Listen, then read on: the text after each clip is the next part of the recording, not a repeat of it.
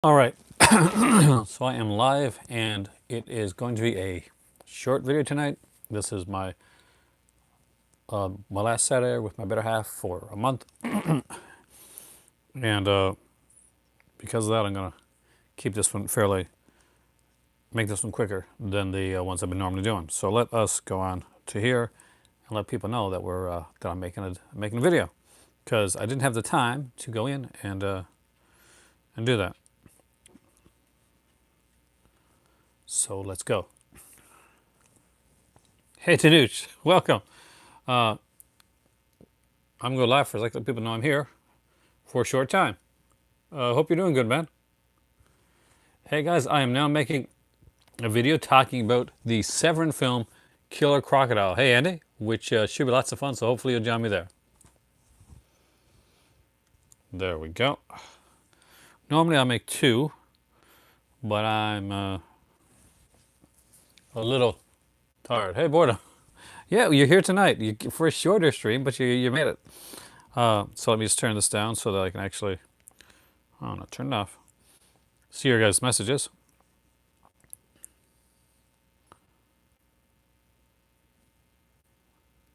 You did. You did summertime with Killer Crocodile. So who here, but before I even start, hey Daz, who here has seen this film? Otherwise known as like this film with its with the correct.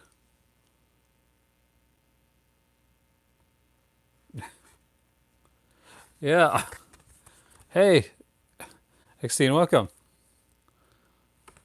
This was put out by Severin Films, and the neat thing about this is this isn't just if you buy the slipcover one that I got, then you get something else. You get a bonus. You get an extra, some kind of big extras. You get both films. I'm not. If my better half was here, she probably would. Yep, one and two, and a documentary on part two apparently, with about special effects guy, director, Gennaro Rossi. Gennaro, I probably got that wrong. Anyway, so Killer Crocodile is a movie that stars, well, a crocodile, but I know I'm excited about The Boys Next Door.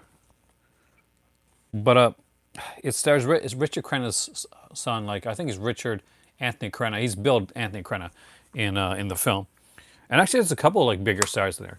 There's Van Johnson cashing a check in the film as the mayor. There's Sherry Rose is in the movie. She was in some Corman stuff. There's a guy that I've seen in other things before, and there's a girl that I thought, oh, she's really cute. So Colonel Chop, exactly. And she lasted all of like 10 minutes of the movie.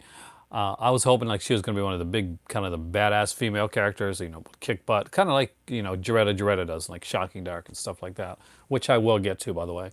Not tonight, but I will get to it. But no, apparently Killer Crocodile 2, which I haven't watched yet. Like the guy comes back, and there's this girl, and she's really kind of cute, cool, and badass. But in this movie, oh God, no. I mean, the Crocodile is actually done pretty good, especially for a low-budget film.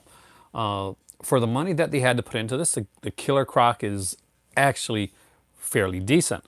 However, the movie's slow. There are quite a few like lull parts in this film. For an exploitation film, let's do this the Joe Bob Briggs type of way here, sort of. You're not going to see any, there's no breasts in this one. Nope. Even though this is an Italian film. That's, that exploitation part of it has gone out.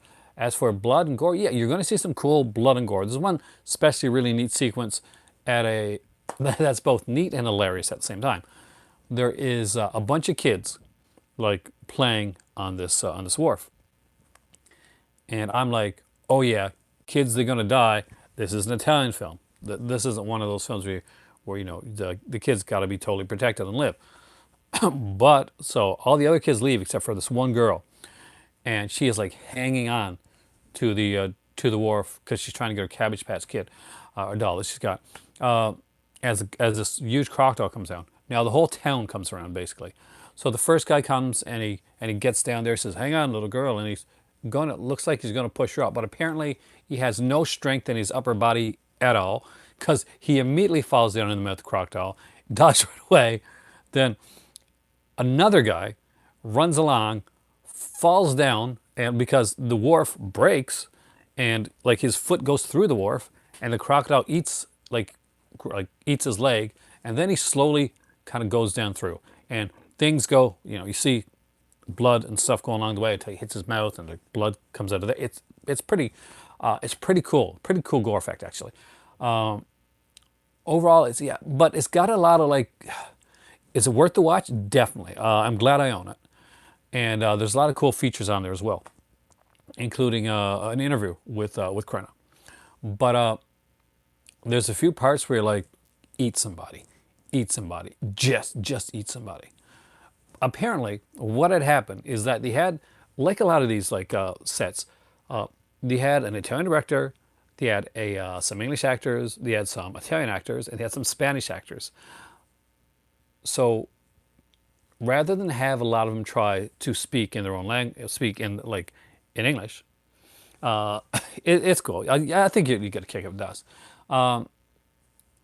What happens is they decide like we don't know. Of course, everything's being looped over afterwards anyway.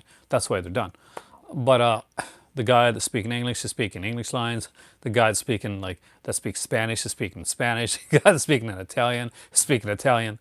So yeah, but because they've all read the script, they all know what each other's lines mean anyway. So they just act off of each other, even though they don't know the other person's language, because they know what's said in their script. But I thought it was a neat little thing. Overall, it's fun. I have stronger like feelings that the second one is going to be that extra bit of cheese that I want, because from what I've seen of like previews for the second one and what I've heard about it, because I haven't seen Killer Crocodile 2. That's one that I have not seen ever. This one is apparently a lot more on the exploitation of the cheese side, and so there's a lot more gore and stuff in this one. This is directed by the guy that did the special effects for the first film, and these were shot back to back. So Krenna is in this one as well. So if you liked him in the first one, two was rough. See, did he like one though? Because if he liked one and he thought two was rough, I'm like, I'm not sure. But he liked one. See, one is okay. There's some sequences where you got to see it. Like there's a scene with this crocodile hunter guy. He's a hunter. So he's got this like stabby thing. We'll go with that. Anyway, so the crocodile is coming really close to the boat, right? So what he decides to do is he jumps on the crocodile and keeps stabbing him, and pretty much surfs the yeah, exactly, surfs the crocodile till he goes hey Brian, till he goes completely underwater. And then the guy Kevin, like the star of it, then he gets really upset and he's going home and he's going back with the boat, and he's like to let him know, and he's like super depressed and stuff like that. Now, let me preface something right now. Nobody has been that upset at all at any of their friends that have actually died in this film. Because, oh, I forgot to mention this. I guess I should have mentioned this first. So the teens, well, the 20-year-olds, whatever, that come up there, they're conservationists and pacifists. And when their friend gets eaten by a crocodile, I'm not even joking, basically, well, what happens first? They go and they camp outside. They wake up the next morning and their friend and her dog has disappeared. So they yell out half a dozen times, and then they say, well, I'm sure she'll be fine, and leave her in the middle of the wilderness. And then they go back, they have the audacity to get upset with the crooked like mayor of the town who doesn't want to do anything because they can't believe that he's so corrupt that he's not going to like go out and find somebody when time is of an essence. Well, if time was of an essence, you probably shouldn't have left your friend out in the middle of nowhere in the first place when you woke up in the morning and saw that she wasn't there. Exactly. No, it gets better because these pacifists, like after their friend is found, after they find their friend, this guy comes in, like like the guy from like Jaws, the Jaws music, by the way. There's a kind of a Jaws similar score in this film for part of it. And then it gets into like a really weird kind of music that doesn't suit it at all. There's this guy and he's like, I'll kill the crocodile, I'll find it. And they're like, their friend, by the way, just now, part yourself, their friend they have just found their friend's dead body from being killed by this crocodile. And the mayor tries to switch it around and say that they did it because he's a corrupt mayor and he wants to get rid of them because they found radioactive barrels out there. And he's been getting paid off, right? But yeah, so they're like, you can't kill that crocodile. That crocodile is one of a kind. No, he's not.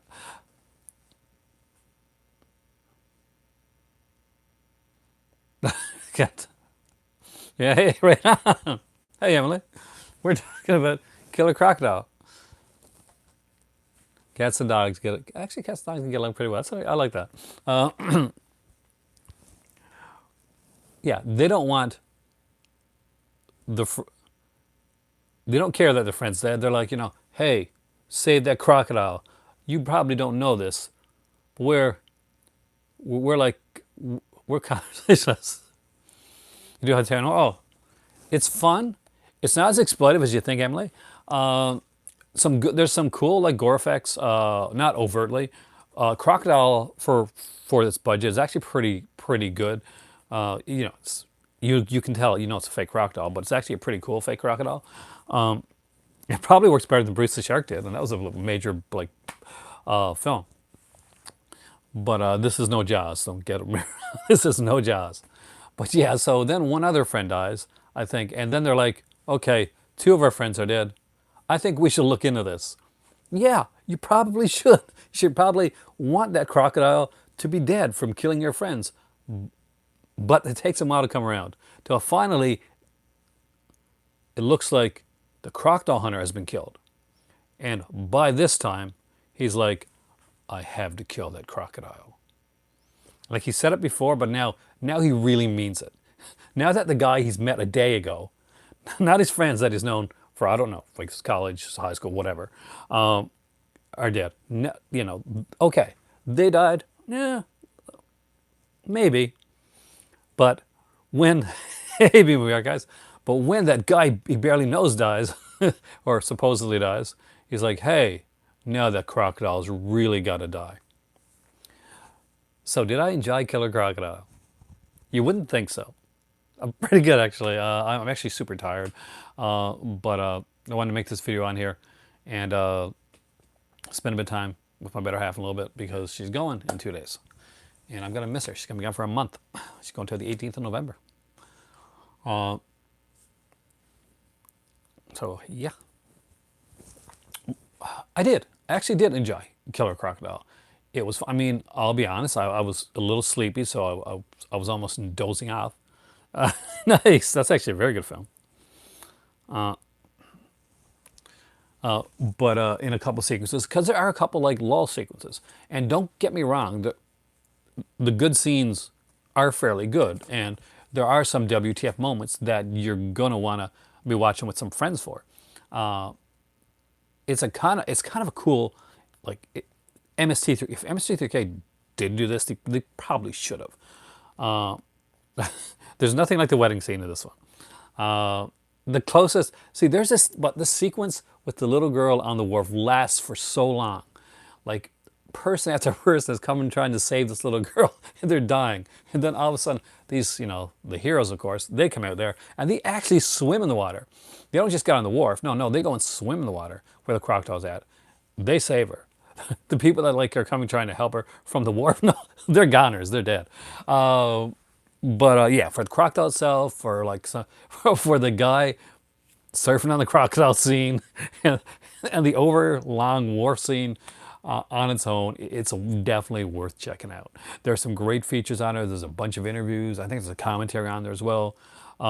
In Killer Crocodile 2, I haven't checked out the documentary. I think it's a full-length documentary, if I'm correct, on Janetta Rossi. So who directed who directed it? Oh, everybody needs a Blu-ray of Alligator, but sadly, I don't think it's around yet, is it?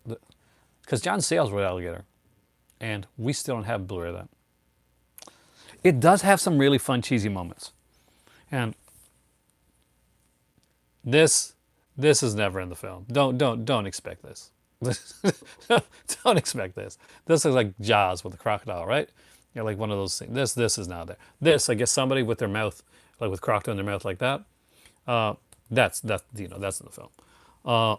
This, I know your friend said he didn't like this one, but I'm looking forward to it actually. I'm actually looking forward to the documentary more than all this stuff though, because I'm a huge documentary fan. As always, it has the sexy black case.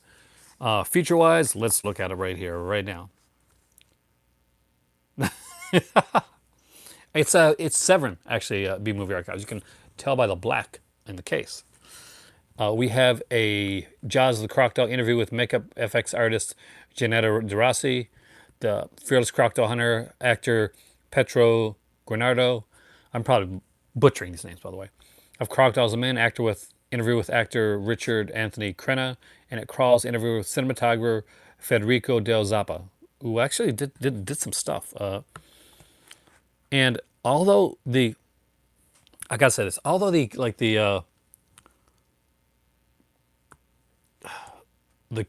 music is done by Riz Ortolani, who did like, you know, Cannibal Holocaust and stuff like that. If I had any like you know, aside from some lull moments, if I had any like serious complaints, like anything that kind of threw me off a bit, it's some of his choices for the scoring of the film.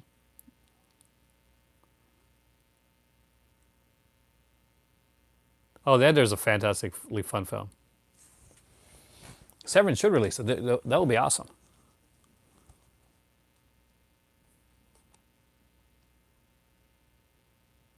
Oh, nope. Actually, everything that Severin puts out now, like their big, you know, their limited editions that actually come from them, I got these black cases. Their earlier stuff, though, like I guess early last year stuff, would come in the blue case. But everything that I've seen from them, you know, in the last year has been a black case release. Hey, Jason.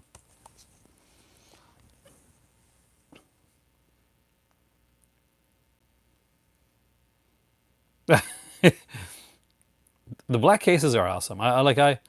I'm super like into them. I really like the way the black cases are done. I'm getting through my Severin package. Yeah, Mondo Red, Severin Black, Wait for Vinegar Syndrome. What other company has a unique case like color? Did anybody pick anything up recently that of the, you know, with Scream Factory having that out of print list, like at least the first like group of the out of print list? Has anybody else seen that? Yellow Shameless, perfectly, Emily. Well, how can I forget that when it's right behind my back?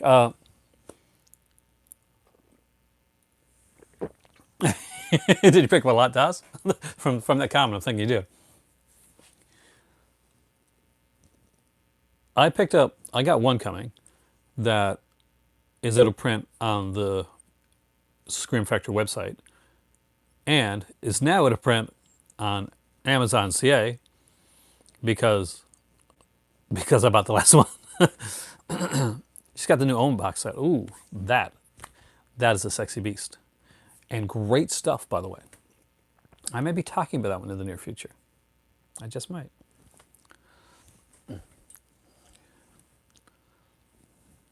But no, I picked up one that I had some stuff put aside for, and it was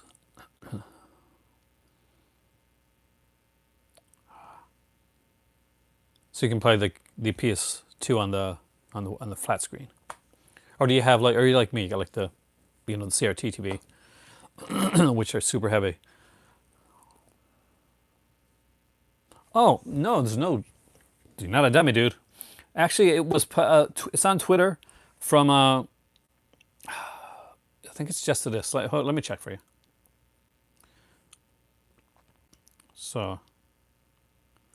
So what I do is I Google Screen Factory, out of print list.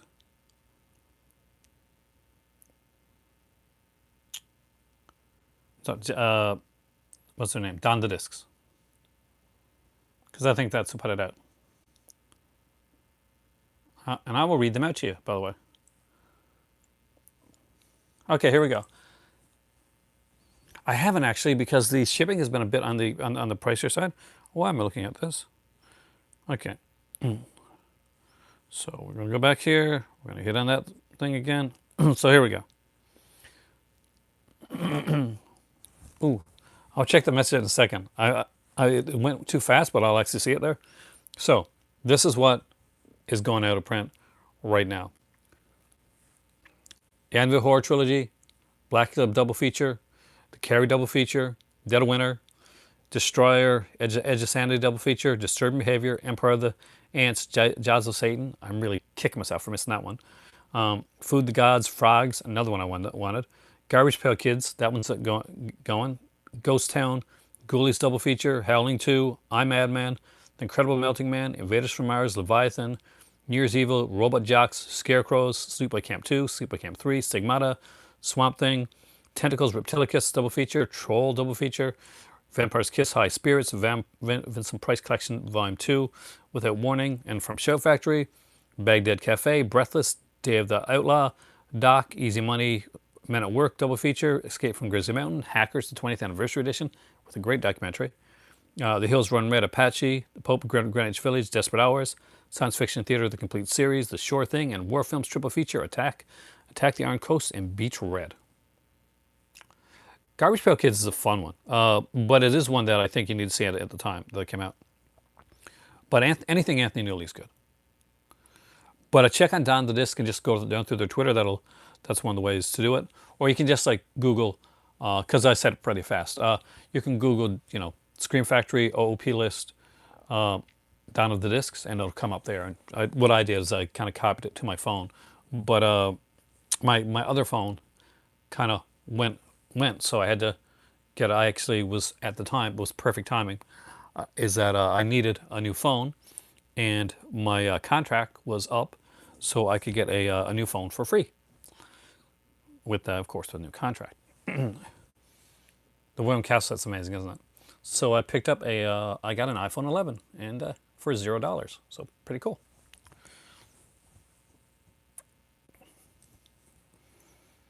How many films are you in with the William Castle set? Yep, the Anvil Horror Trilogy PlayStation 9. Get on that because that's going fast. It's already gone on Screen Factory's own website. It is. I think it's gone on the Amazon.ca site.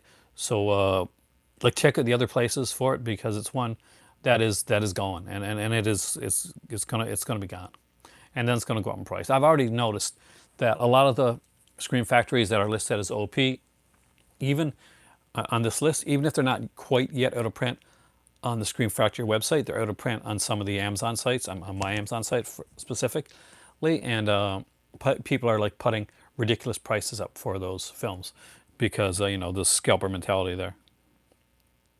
Put on your live screens. Yes, true, live stream. I never thought about that. You made a quick video about the New Omen set. I gotta check that out, Boredom. Everybody should check that out. Oh no, in the US, you guys got shipping. That's awesome. I love Sleepaway Camp 2. It's one of my favorites, William. That, by the way, Sleepaway Camp 2 and 3, those, if you go to the Scream Factory website now, those are out of print. And those were two releases that I came on here as soon as this list dropped. When people ask me, what are things that you got to have in your collection? What are Scream Factories that deserve to be in your collection that are going out of print. I mentioned Sleepaway Camp 2, Sleepaway Camp 3, and the Anvil trilogy. Those were ones that I mentioned like right out, like that everybody should have in their collection. They went really fast, B-movie. I mean, like a lot of those went like you may still be able to find it on the on Shout Factory's own website, because just because they're going out of print there doesn't mean everything has gone out of print yet on Shout Factory.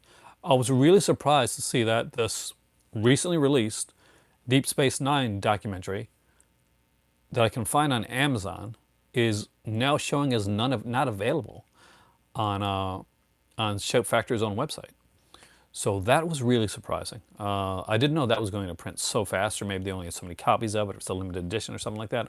Not quite sure what's working with that one. But what I noticed, the correlation I can find with this is, yeah, let us know actually, is that these look to be all, well, most of them anyway, except for, well, Robot Jocks is and a couple of them are full moon releases. But most of them look to be correlated with the MGM releases that they put out. A lot of that stuff is MGM. Like a lot of that stuff is MGM. And some of the, especially some of the early stuff that's gone. It's been said, and I think somebody kind of verified it on here, that this is list one, that there will be more that are going to go OOP, and that we'll get another list coming pretty soon of some other ones that Scream Factory are losing the rights to.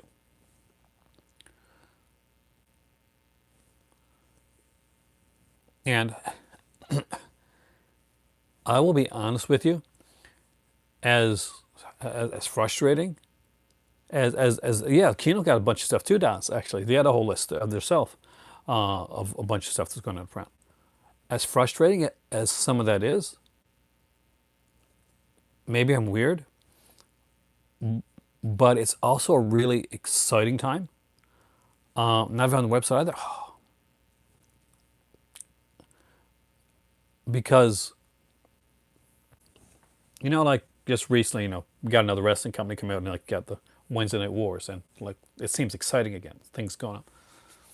There's an urgency to this. There's an excitement to this whole, the list drops and there's movies that you suddenly got to get that you didn't realize. I for one, although you can see like behind me that I definitely, avail of Scream Factory quite a bit. In the last year or two, I have like bypassed a lot of Scream Factory stuff. And I'm thinking, I can get it anytime. It's always going to be there. Scream Factory is always, they're not limited edition like some of the stuff. Keep looking. Did you try Diabolique? Oh, Wheels, have a great one. Enjoy your Saturday. Like, it's an exciting time for stuff like this. Is that odd that that this is kind of like almost a fun thing? Like it's this big lotto where there's these movies and you're thinking like, oh man, I really need this one. Me too. Now, Danuch, one good thing though is I was bummed about Scarecrows because I'll be honest with you, when Scarecrows was originally being released, it was being released as a double feature. And I was one of the people that pushed for Scream Factory to release it on its own. And I never picked it up. I always said, okay, it's one I'm going to pick up, one I can pick up. And then it went out of print. But 88 Films also put out Scarecrows. So you're not stuck where you can't get Scarecrows. So that's the good thing. You have the look where, where there's going to be doubled over, like where, hey, cat lover, where there's going to be features like that are going to double over. Or the features are going to be different. Like that's going to make a difference. Like 88 Films put out. Do I have any movies on my external hard drive? I do actually. Some stuff that's not available yet, and some stuff that I've that my cousin actually helped me rip, so that I would be able to watch it when I was traveling. Come to Scream. Oh, better late than never though, man, because that's a lot of stuff you can get. Oh, dude. Oh, yeah, yeah. Have a have a good evening. Be a movie, and I'll see you. I'll see you tomorrow. But it's a good time to come in because there's still a lot of like good like early stuff that's available there, and they're putting some great sets. I know that I'm not sure, but the Fly collection is on my Christmas wish list. I've already told my better half that's one that I do want to see under the tree. They've killed it recently with some box sets. The Omen set, from everything I've heard about that, is amazing. I know that Omen 4 has never been on Blu-ray. Never been on Blu-ray before. Hey, horror boy. But for 2 years, that's exciting because there's so much that you can get. I'm going to keep look. Let us know tomorrow what you. I want to know your, like the outcome tomorrow, like what you find.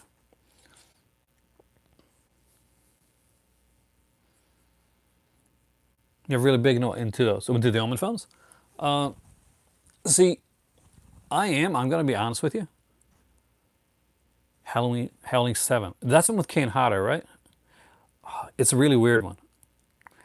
I know the one you're talking about. I think it's like Dark Moon Rising or something. It's called something title similar to that. Oh yeah, like sick. Like there's Howling, Howling 2, Your Sister's a Werewolf, Howling 3, The Marsupials, Howling 4, A New Beginning, which was the original Howling really. Howling 5, it's one at the castle. Howling 6, The Freaks. Howling 7, Dark Moon or New Moon Rising, something like that. And then there's Howling 8, which is Howling Reborn.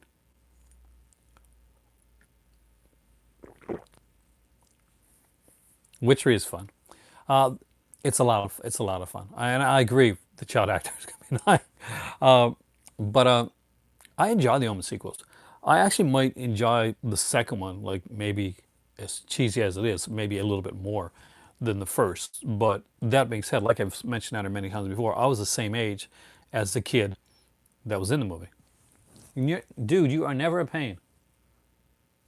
So, uh, Face ID. All right, come on.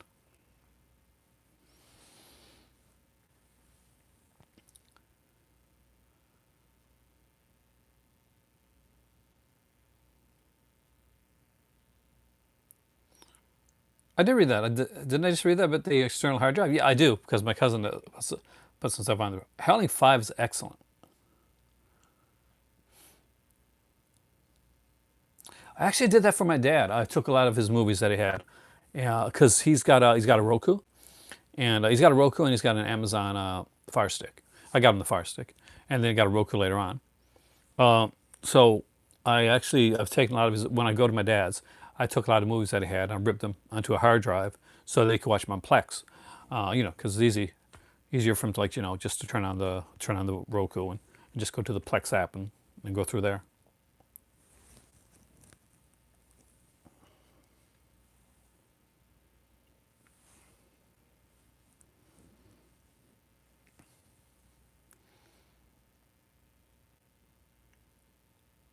You watch my videos too. Oh, JJ, welcome, dude, and welcome to the movie club. Sorry, I missed your comment.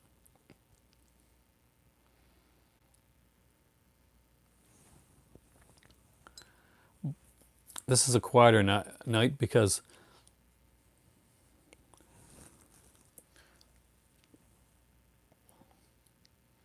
the complete series, like Howling, when Vinegar Syndrome was doing up their Amityville set, like to put it, their Amityville Curse collection.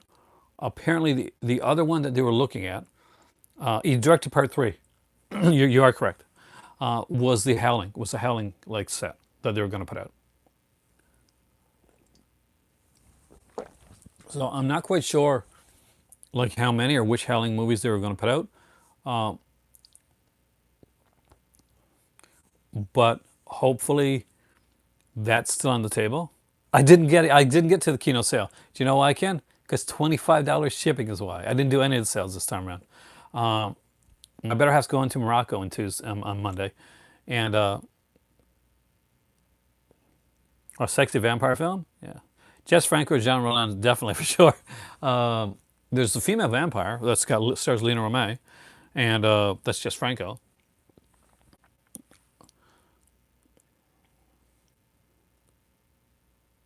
But I hear great things about that movie, by the way, Ken. Thirst, yeah. Well, Thirst is newer. Go classic. Gotta go old school. Like, you could watch like Howling 2. Yeah, I definitely recommend for a vampire. Ramirez Martin definitely is a vampire film of sorts, and a good one. You don't want to give anything away, and there's a certain ambiguity to it. But yeah, definitely check out Martin if you haven't. Tattoo Offerings or The Factory. I do not own those. Offerings. Wait, Offerings is one of the Beast of the Magic Sword. It's awesome. I didn't get to order that one, but I hear my dad. I'm sure my dad was one of the first people to order it. You have no idea, like how often my dad would talk about that film. I'm definitely looking forward to your package, Danuch. I seriously am. From Kingdom because the director. Oh, great! Nice Sucker, Night Strangler. Am I a fan of the Hills? I am. I mean, it's cheesy, but I enjoy it. Somebody mentioned part two of what? I think he directed part two. Philip Mora directed part two and part three for Howling 2 and 3. And he also directed The Beast Within, which is actually probably a better film than both of those. Hopefully, it's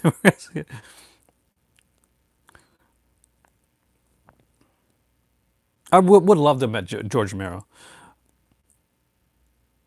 because he just looks like a really nice guy with the oversized glasses and there's like a. You kind of. I grew up. I was raised with my grandparents, right? So I grew up with a lot of like a lot of older folks, like being around the house, like playing cards or coming to visit my grandparents, that type of thing. And George Romero, like he always had the like kind of like that smaller, like yeah, that's what I expect. I'm glad to hear that because he always had like kind of like that kind of frailer frame and the big glasses, and totally reminds me of like people that would come around to my grandparents' house. Shooting. Oh, that'd be nice. The only shooting location I've got to see so far, and I got to do a video of it because you guys keep asking me, and I keep saying I'm going to, and I keep letting you down, so I'll do it. What's this month's bundle? This is a good bundle, isn't it? Wait, October? Are you talking about the one that's coming right now? Uh, did yours get sent out yet? I don't think mine has, and it's like the 19th or 20th right now, and it should have been sent by now. So let's check. You know what? It's been so long that I have not remembered. I remember. Let's go. Yeah, that's well. Most of the time, that's the way it is. I wrote horror films, dude, like for a short period of time. I love From Dusk to Dawn. The sequels, but the first one I love. So if anything, there is going to be something that might be a little on the disappointing side, but depends on what you like. It's probably going to be Berserker, which I think is a fun film, but I know it's not going to be for everyone. Uh, I'd say you might like Berserker for its over the. Is Cat's Eye out on 4K? I know it's on Blu-ray. Cat's Eye is a film I saw in theater back in the day. I was a big like fan of like Stephen King. I used to watch Cat's Eye, Firestarter. I saw it's kind of a it's a different film. It's like a Viking slasher bear film. I'm not joking. All those things are involved in this film, and it has been a long time around that one. I wasn't sure of that one. That's one that the package was so good that I take and well priced for what was there that I would definitely take a hit on one of them.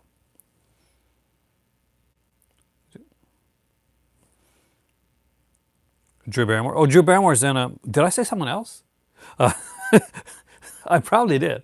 Yes, Drew Barrymore is in like Firestarter, and she's in Cat's Eye too. Cat's Eye was directed by Louis Teague, and it has one of my favorite Stephen King short stories in it, and it's called Critters Incorporated, and I think The Ledge is also in Cat's Eye as well, which is also from Night Shift. If you've never read the Stephen King short story collection Night Shift, check it out. It's really, really awesome. The Ledge is perfect. So The Ledge, I think, stars Robert Hayes, and the Critters Incorporated. Is it James? Is it James Woods, or am I just like getting the wrong name there? I just actually, way to go. I just reread Night Shift, just a day or two ago, and it is a great book. I forgot how you forget how good of a writer Stephen King is, and how he can shift his stuff. Excellent, Eric. Thanks. I knew it was, because when you read Jerusalem's Lot, there's a story Jerusalem's Lot, and it ties into Salem's Lot. It his style of writing in for that story is so dramatically different than the writing in a lot of his other stories, and I really it was very Lovecraftian. It was very well done. It made me I wanted to know more, and I know with Salem's Lot, yeah, he did an amazing job with that, and it just goes to show you like how talented he is. People think of Stephen King, especially like during a certain period of time, as kind of a meat and potatoes type of guy. He gave you horror, didn't fancy it up, was really good with the dialogue, but critics kind of snubbed him a bit. There were some people that were kind of snobby about it. But Stephen King's a damn fine author, and one of my all-time favorites actually. I think you really should pick him up again, especially some of the later stuff like that he did, because he did some really cool stuff. No, he was better. He was better before, like his early stuff, especially. Like, in all honesty, go read Jerusalem's Lot in the Night Shift collection. That will assail any like Stephen King like theories or thoughts you might have had before. Several, yes. Carrie took a while to get into, but I liked what he did. I mean, he did the style in Carrie, and I guess there's a similarity in a way to Bram Stoker's Dracula, but with using diary entries or newspaper stuff, that type of thing, to move the novel along. Except I actually think, this is just me. I'm really on my own with this one, but I liked Carrie better than I liked Bram Stoker's Dracula. I'm actually one of the people that wasn't a huge fan.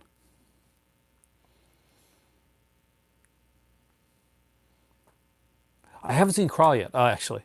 That's one that I that I do have to grab in the near future. Not anytime soon, because my bank account is in the red. But so I'm waiting till payday. You like the pumps? I can see why. Hey, Shadow, Carrie. Down at the Discs on Twitter, if you're on Twitter, PlayStation, did a list of it. So rather than having to go back through Twitter and look through all their stuff, just go to Google, go on Google and put in like Scream Factory OOP list Dawn of the Discs, and it'll come up there and you can actually click on the link. It'll bring you right to the list.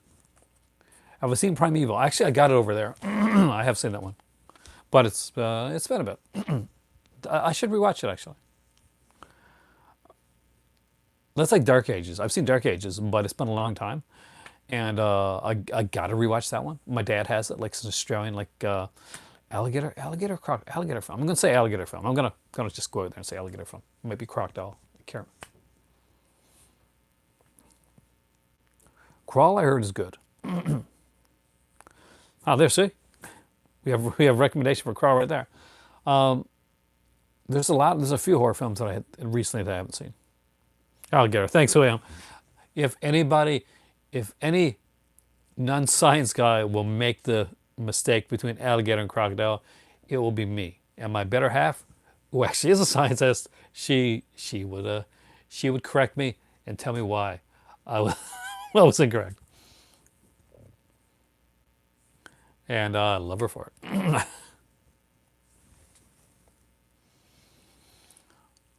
Yeah, we watched Killer Crocodile. We were going to watch Killer Crocodile 2, but I needed to do this video, and I didn't want to. That's a great choice. I want to do. I do want to do a. I haven't seen Britburn yet. You did. I think you should see us. Oh, I love Rogue. I actually do. I really love Rogue. I didn't think I was going to like it, but I really did like it. Now, if you've seen Get Out before, please do not go into watching the movie Us and expect that Jordan Peele has a style, like an M. Night Shyamalan style, where all his films gotta have that big ending twist or that type of thing. Like, he's a director. He's made horror films uh, with yeah, what I think a bit of a deeper meaning. That that definitely meant something to him, and a lot of people that watch him. I'm actually the opposite. I'm okay with M Night, but The Village was. See, I kind of went out on signs, like, well acted, but I just didn't buy it.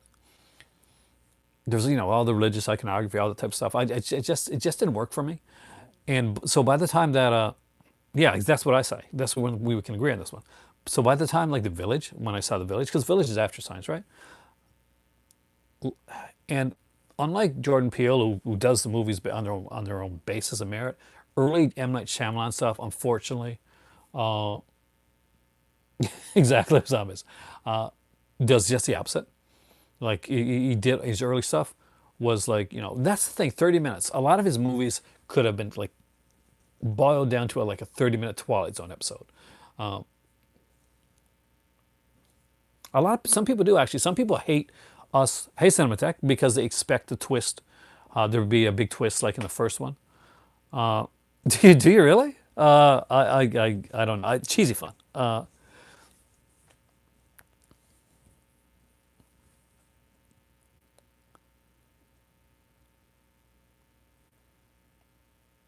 Okay. I am going to be bluntly honest. Maybe I got to watch it again. I'm seeing something up for there. 10 minutes into The Village,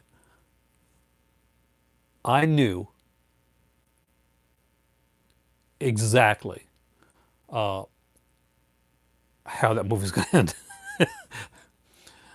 No, I mean, like, I people that didn't like Get Out, try it. Yo, yeah, right, like, honestly, like, in complete honesty, yeah, like around 10 minutes into the film, I knew who the Beast was. I knew what the ending was going to be. But I watched a lot of that type of stuff, and I wish that I didn't see it coming, because I probably wouldn't have enjoyed it more if I hadn't. That definitely does not make me smart. It just means I've seen a lot of that stuff. Just the opposite, actually. Watch too much stuff. There's one thing you get out that I still want to do on Stanton's perfect design. That the twist on a certain character that I should have saw coming, and I really didn't. But no, there's no way he's going to put a plane over there, because that would have been too like spot on.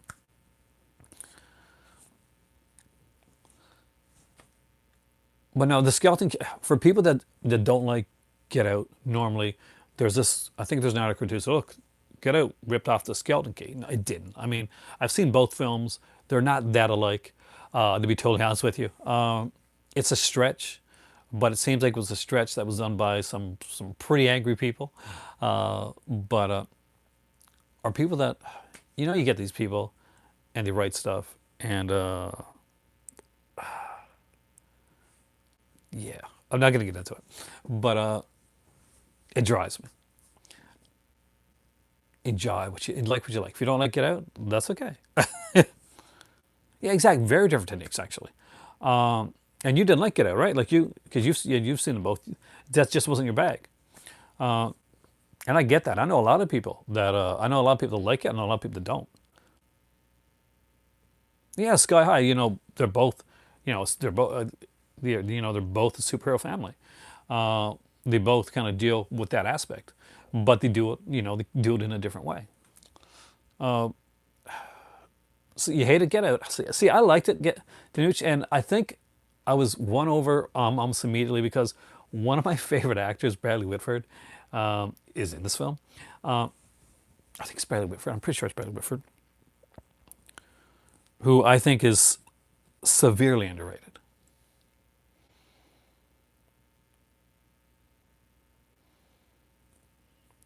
Hereditary surprised me. Not because of of figuring out exactly what happened. I don't know, Cinematech. They're usually at low.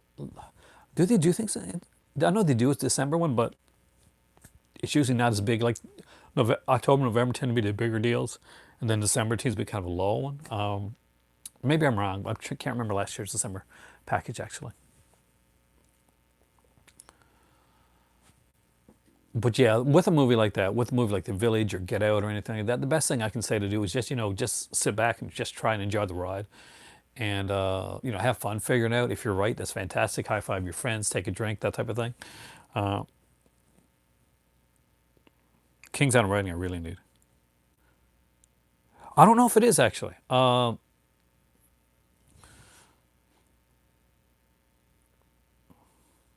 He is. He's producing it. He's not directing it. Now, the guy, Tony Todd, he's actually got a part in it. I haven't heard anything on Jack Frost for. I know that there is a slip coming for Christmas Evil. I think it's been rumored. I think it's been confirmed. I'm not quite sure. Maybe you guys can let me know. But there's a slip coming for Christmas Evil, so we'll get that in December. I think no November, December, one of those months. Probably November.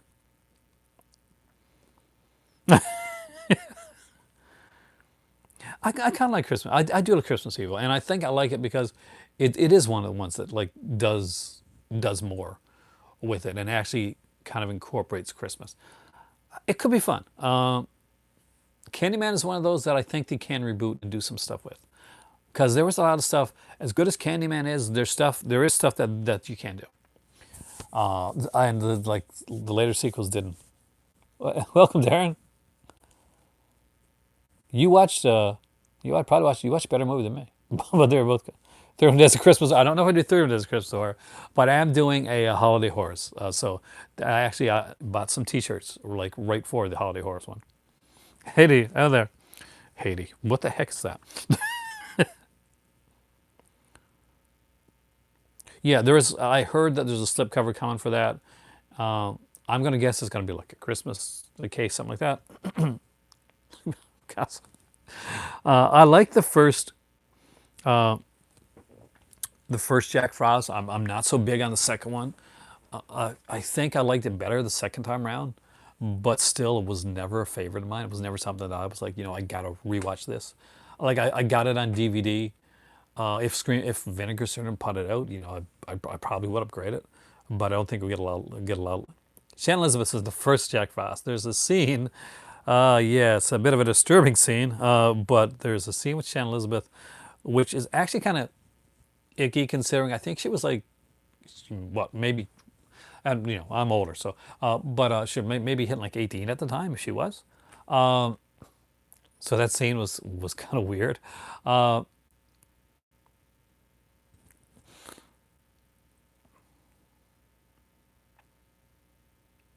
it isn't that I will admit, like I love Christmas Evil, like, uh, but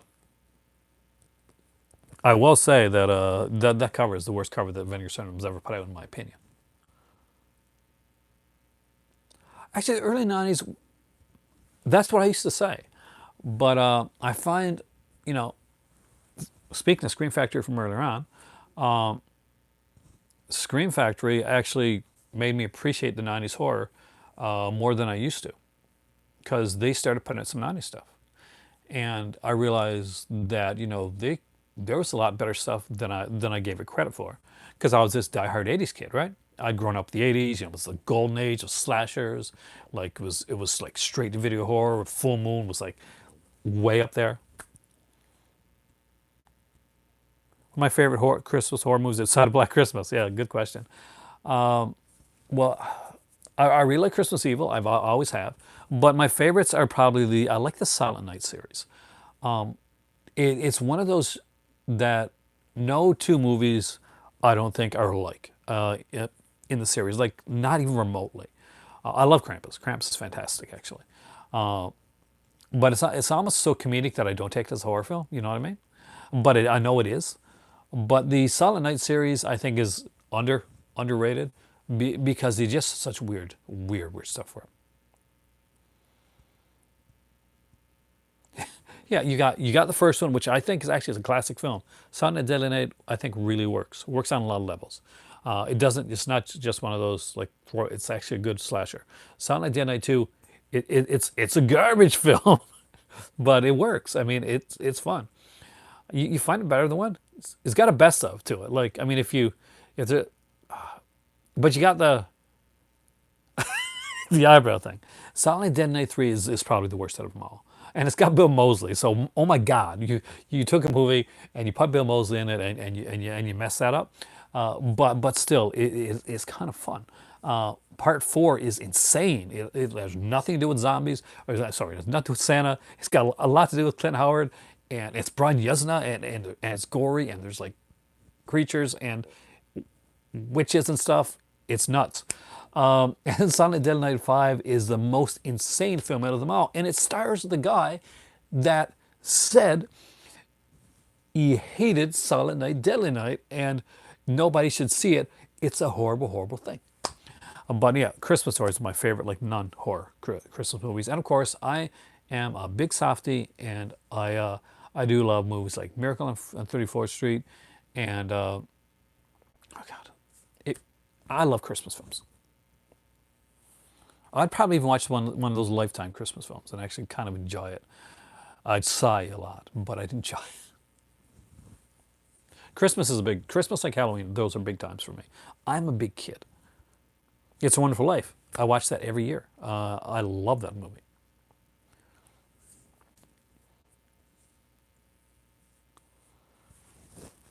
And look at how many like horror movies come from It's a Wonderful Life in like episodes. Ooh, somebody said an episode of something that I missed, right? Tales from the Crypt. Oh, that is awesome. I love.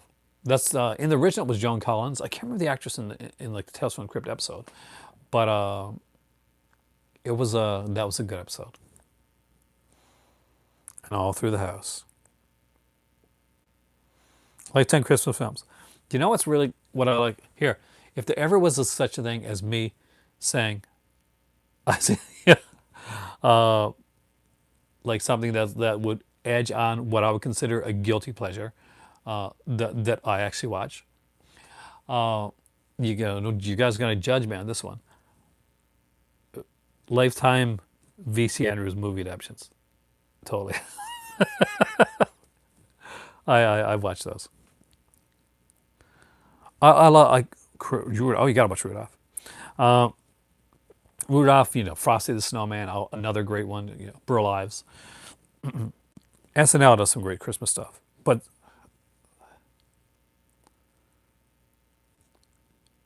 yeah, they're Twilight Zone's Christmas ones are kind of more heartwarming, which I like that actually. Twilight Zone could do that. Twilight Zone was one of those rare anthology shows that could go in different directions. Like you see, like Outer Limits. You know what Outer Limits is going to be. It's going to be kind of like nihilistic, going to be a bit depressing, going to be a monster usually, or man is the monster. Bikini Bloodbath Christmas. I haven't seen that. There's bikini. I've seen Bikini Bloodbath Car Wash and Bikini Bloodbath are some. There's a couple of those, right? But Twilight Zone could pull it off. They could do a horror episode and a science fiction episode, and they could do one that was more like true. Bump scared you as a kid. That's present. I don't know if I've seen that one. I remember a movie called Elves with Dan. Oh God, the guy from Grizzly Adams. Cummings Finger Center. Oh, that's too new for them, but I'd buy it. Santa's sleigh. The best part of Santa's sleigh is the opening. Dan Haggerty. Thank you, Dale. I'm one of the kids that actually saw Star Wars' holiday special when it came on TV. And I remember enjoying the animated portion of it, but even as a kid, I was kind of bored. And when I got to see it years later, because find it online, I was super bored, and I was like, thank God there's riff tracks for me to watch this with. Oh, I've seen Santa's sleigh.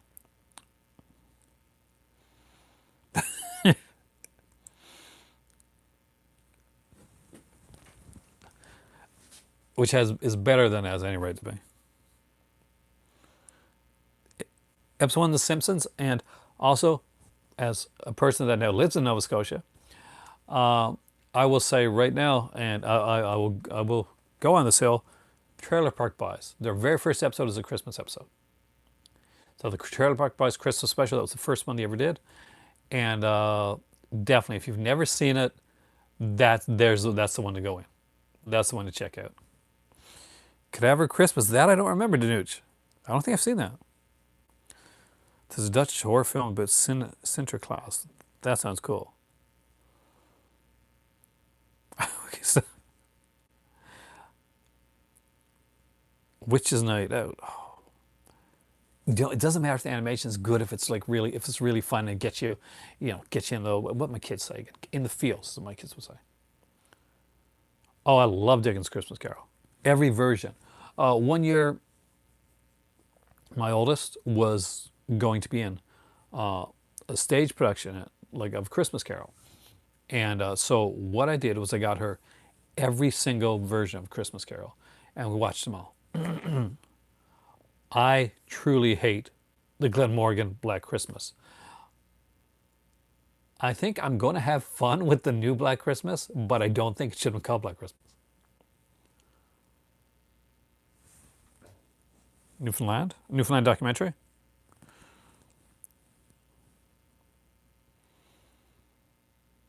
Dear Zachary, I'll check that out. No, it's not like Jackass. It's like,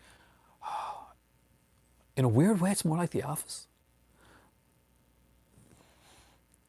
Oh, she deserved it. And she was amazing in it, by the way.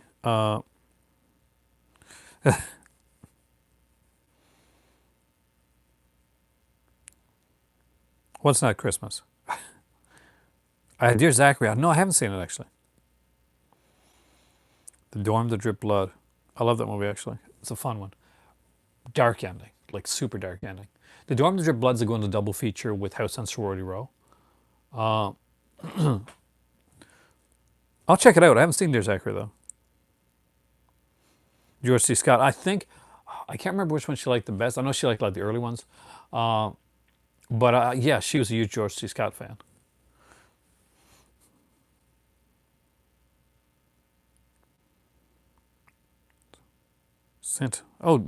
Dick Maas did it? I like Dick Maas stuff.